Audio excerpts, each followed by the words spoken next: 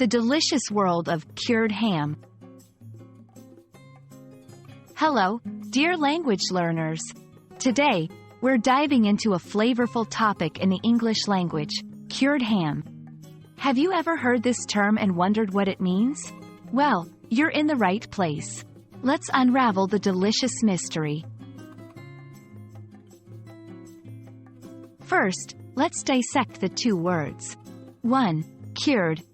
This doesn't mean to heal in this context. Instead, it refers to a method of preserving food by salting, drying, fermenting, or smoking. 2. Ham. This is a specific cut of meat from a pig, usually the hind leg. So, when combined, cured ham refers to a hind leg of a pig that has been preserved, usually by salting and drying. Around the world, different cultures have their own methods and traditions of curing ham. Here are some popular types. Prosciutto, an Italian variety, thinly sliced and often eaten raw.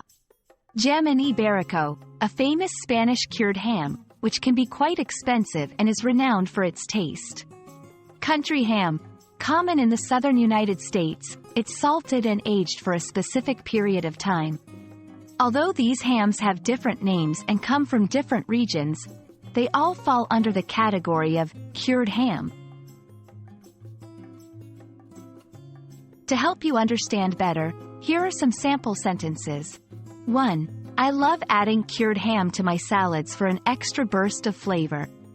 2. During our trip to Spain, we tasted some of the finest cured ham. 3. The charcuterie board featured a variety of meats, including cured ham.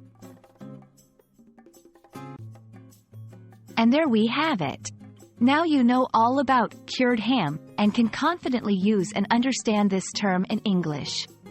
I hope you found this exploration tasty and informative. Remember, language isn't just about words. It's about culture, traditions, and even food. Happy learning and see you next time.